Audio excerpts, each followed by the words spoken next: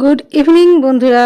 আজকে এসেছি প্রেম মন্দির দেখতে, তার ঝলক তোমরা দেখে নিশ্চয়ই বুঝতে পারছো। চলো, কেমন লাগছে আজকে ভিডিওটা অবশ্যই কিন্তু কমেন্ট করবে। যারা সাবস্ক্রাইব করে প্লিজ সাবস্ক্রাইব করবে। চলো, আজকে আমরা সন্ধেবেলায় চলে এসেছি প্রেম মন্দির দর্শনে। তো এটি একটি অপূর্ব সুন্দর মন্দির বৃন্দাবনের। তো এটি নতুন তৈরি হয়েছে।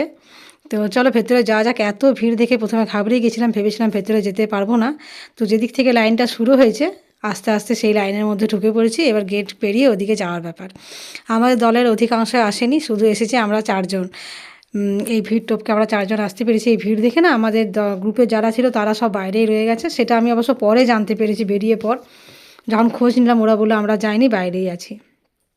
তো চলো, এখানে শ্রীকৃষ্ণের যা কিছু মানে ছোটোবেলাকার থেকে যা যা করেছে, কালিয়া নাগ দমন থেকে রাসলীলা, মানে সব কিছুই, গোবর্ধন পর্বত তোলা, সব কিছু এখানে স্ট্যাচু মতো করে তৈরি করা আছে। আর এই যে প্রেম মন্দির, এখন লাইট কী বলে এটাকে, লাইটের যে খেলাটা হয় সেটা চলছে এখন, লাইট শো হচ্ছে। তো এটা দেখবো বলেই সন্ধেবেলা এসেছি, যে লাইট শোটা দেখতে। এখানের এটাই মজা। তো যে এখন তো প্রচুর ভিড় বৃন্দাবনে, ওই জন্যে ভিড়ের মধ্যে থেকেই কষ্ট করে দেখতে হচ্ছে, প্রচুর ভিড়। তো যাই হোক, এত ভিড়ের মধ্যে ঢুকে পড়েছি। ঢোকার গেটটা দেখে মনে হচ্ছে ঢুকতেই পারবো না, কিন্তু ভেতরে না প্রচুর জায়গা, যতই ভিড় হোক না কেন আরামসে মানে দাঁড়িয়ে থেকে সবটা তোমার দেখা উপভোগ করা সব হবে। তো এখনও পর্যন্ত মন্দিরের ভেতরে যাইনি, বাইরের চত্বরটা দেখেই শেষ করতে পারিনি।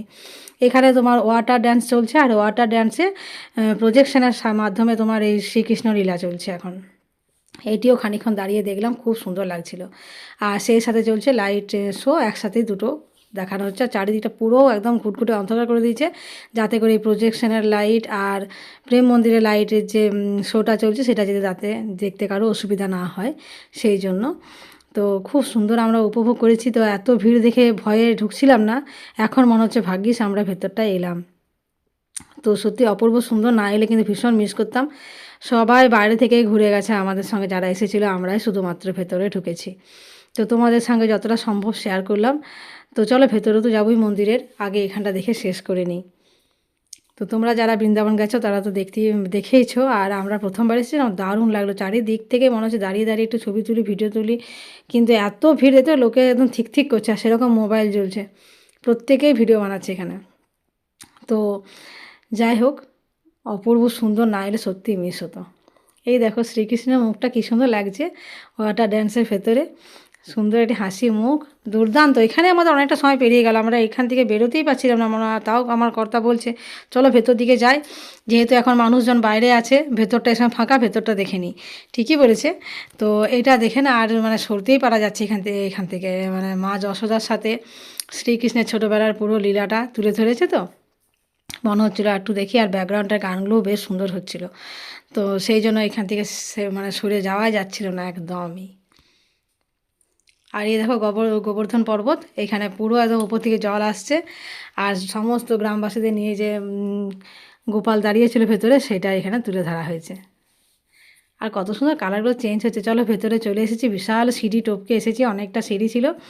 আর বললাম না এত ভিড়, ঠিকঠাক করে ভিডিও করাও যাচ্ছে না, সবটা তুলে ধরতেও পারিনি। এটা হচ্ছে মন্দিরের ভেতরটা, এত সূক্ষ্ম সূক্ষ্ম কাজ, মানে দেখে শেষ করা যাবে না। এটা আবার দোতলা তিনতলা এটাও, কিন্তু আমরা ভিড়ের সিঁড়িটা এত ভিড়, মানে ওঠা একদমই সম্ভব নয়। মন্দিরের ভেতরে যে সিঁড়ি টপকে দোতলায় যাচ্ছে সবাই, আমরা দেখেই থমকে দাঁড়িয়ে গেছি, ওপরে ওঠেনি। যদি কখনও রাধারানীর কৃপা হয় আবার আসব, তখন আবার দর্শন করব। ভেতর থেকে আবার আমরা বেরিয়ে চলে এসেছি। বাইরেটা দেখো, জাস্ট বাইরেটা দেখো কি প্রচণ্ড ভিড়। কর্তা তো যেতেই পারলো না, বলছে আমি বাইরেটা একটু বসছি, তোমরা যাও। আসলে জুতো রাখার জায়গা আমরা খুঁজেই পেলাম না, তো জুতোটা আমরা রাখলাম, আর ওকে বললাম তুমি এখানে একটু বসো, আমরা ভেতর থেকে ঘুরে আসি। তো চলো, এখানে ঝুলন যাত্রাও আছে, এবার আমরা বেরিয়ে পড়বো এখান থেকে। সবার সাথে মিট করলাম বাইরে এসে একদম, তারপরে আমরা হোটেলে এসে, আর এখন এই যে ডিনার হচ্ছে। তো আজকে ডিনারে আছে ফ্রায়েড রাইস, বেগনি, আর ছিল চিলি পনির। তো চলো, আজকে এই হচ্ছে আমাদের ডিনার। সকাল সকাল আমরা আবার বেরোবো, কোথায় যাচ্ছি আর কী কী ঘুরলাম সেটা তো তোমার সাথে শেয়ার অবশ্যই করব। দেখতে থাকো আরতি ডেলি ব্লগ। আর যারা সাবস্ক্রাইব করেনি প্লিজ একটু চ্যানেলটা সাবস্ক্রাইব করে পাশে থাকবে, আর দেখতে থাকো আমাদের চ্যানেলটা কেমন লাগছে ভিডিওগুলো। গুড নাইট, ভালো থেকো সকলে।